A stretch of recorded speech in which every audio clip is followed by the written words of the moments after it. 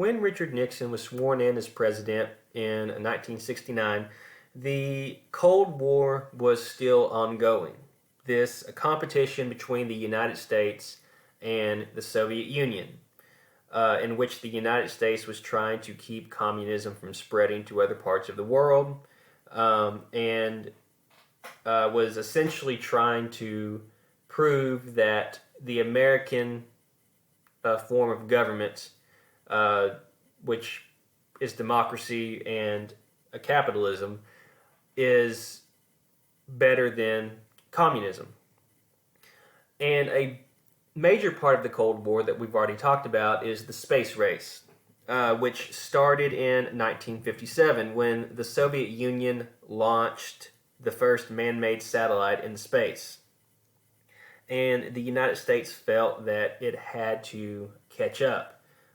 First of all, this was something that could potentially be used as a weapon. What if bombs could be dropped from a satellite? And two, this was very embarrassing to the United States. We were claiming that capitalism and democracy was better than communism, and yet they had managed to launch a satellite into space before us. So, what's the next best thing after a satellite? Well, let's try to launch a man into space and bring him back to Earth. Well, unfortunately, the Soviet Union beat the United States to that as well. So, after this second defeat, President Kennedy challenged the nation to send a man to the moon and bring him back safely to Earth. Because in Kennedy's mind, this was a long-term goal. This was something that the nation could work at for the next several years. He challenged the country to try to do this by the end of the 1960s. And it was really a somewhat unbeatable goal. If we beat the Soviet Union to getting a man on the moon, what were they going to do to top that? Well, after successfully sending humans into space and bringing them back, NASA, which was the American space program, still is the American space program, started what was called the Gemini program, which would send two astronauts into space together, and they would actually get out of the spacecraft and perform spacewalks. After that was successful, NASA began the Apollo program, and the goal of the Apollo program was to successfully land a man on the moon and get him back to Earth. Well, Nixon became president in January 1969, and just a few months into his presidency, on July 20th, the Apollo 11 mission successfully landed on the moon. Astronaut Neil Armstrong became the first human to set foot on the moon. He was followed by Buzz Aldrin. They planted the American flag, collected some moon rocks, and successfully returned to Earth. And President Nixon actually spoke to them while they were on the moon via satellite, and he was on the aircraft carrier to welcome them back home when they were picked up. So this is a major victory for Nixon. On the other hand, Nixon really changes the American Cold War, really alters the aim of the United States during the Cold War. From Presidents Truman through Lyndon Johnson, they had followed this policy of containment. Let's try to stop communism from spreading, and eventually it will fail. So let's just keep it from spreading any further and allow it to die on its own. Nixon is going to pursue a policy known as détente. Détente essentially means relaxation. Instead of fighting each other, he wants the United States and the Soviet Union to live peaceably together. Coexistence. He's worried that the two countries are eventually going to get into a nuclear war and essentially destroy each other and the rest of the world with them. So he wants to relax relations between the two countries and create a world in which they can live together peacefully. So, with this in mind, in 1972, Nixon visited China. Now, remember, in 1949, the Chinese government had been overthrown by a communist revolution.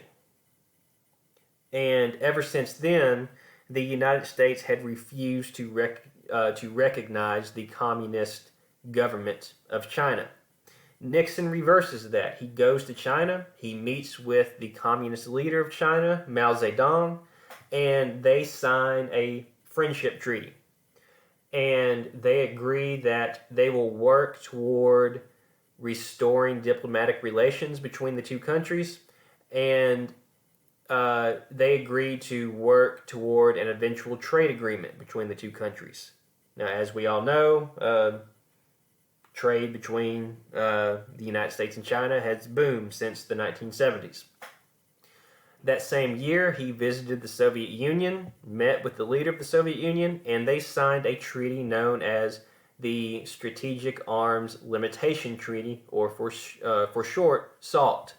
Now, what did SALT do?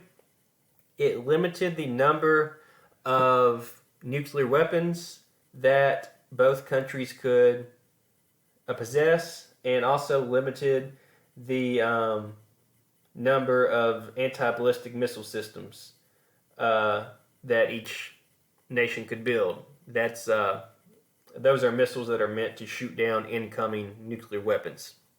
So, essentially, they're limiting the amount of damage that they can conduct on each other, and they're also limiting their ability to stop each other from attacking. So this is definitely going to create an incentive for not going to war and for living in a peaceful relationship. Nixon's other big challenge in regards to the Cold War is the war in Vietnam. He had promised to bring peace with honor in Vietnam, to end the war in Vietnam on honorable terms. This was not going to be an easy task. When Nixon became president, the Vietnam War had become even more unpopular. Less than 40% of all Americans supported it at this point in time. And it continued to become less and less popular. Not long after he became president, word leaked out about a massacre that had taken place in the Vietnamese village of My Lai, that is how that's pronounced, in which American soldiers had murdered somewhere between 300 and 500 Vietnamese women and children. This just made the war that much more unpopular. So Nixon starts to formulate a plan for ending the war. Part of his plan is called Vietnamization. So, under the idea of Vietnamization, the United States was going to start training the South Vietnamese army to do all of the fighting themselves, and at the same time, slowly pulling American troops out of Vietnam. But at the same time, Nixon is also looking for some kind of knockout blow. He wants to inflict some kind of crushing defeat on North Vietnam in order to obtain a favorable peace treaty. So, as I've mentioned in a previous lesson, North Vietnam was using a trail known as the Ho Chi Minh Trail that ran from North Vietnam through the countries of Laos and Cambodia and into South Vietnam. and they were using that trail to send troops and supplies into the enemy country. So Nixon thought if he could stop the supplies from making it down that trail, that might be the knockout blow that he was looking for. So he started by bombing the Ho Chi Minh Trail. Well, that wasn't enough. So he decided he was simply going to order an invasion of Cambodia. So American troops were going to cross the border between Vietnam and Cambodia and try to stop this flow of troops. Well, this angered many Americans because here was Nixon, who ran for president promising to end the war in Vietnam, but here he is expanding it. So now he's invading a second country. And one of the protests took place at Kent State University, which is in Ohio. Students there actually burned the ROTC barracks. Well, when this happened, I believe it was Ohio, I don't remember if it was state guardsmen or national guardsmen, but troops arrived on campus to try to restore order, and shots rang out. The soldiers eventually opened fire and killed 4 students. So this definitely does not help the popularity of the Vietnam War. In 1971, a Defense Department employee named Daniel Ellsberg leaked government papers to the Washington Post, who published them in their newspaper. Now, these were known as the Pentagon Papers. These were reports that were put together by President Johnson's Secretary of Defense, Robert McNamara, and these reports proved that the government had not been honest with the American people about the war in Vietnam. They had been claiming that the United States had been winning the war when we actually were not. So this infuriated Nixon, and he formed a group known as the Plumbers. Now, think about this. What do plumbers work with? They work with pipes. And when do you need a plumber? When a pipe is clogged or when a pipe is leaking. So the point of the plumbers was to stop leaks. Stop leaks like the Pentagon Papers. Keep government secrets from being leaked to the press. Now, it was too late to stop Daniel Ellsberg from leaking the Pentagon Papers, but maybe they could discredit him and make Americans wonder if the information he had given the Washington Post was true.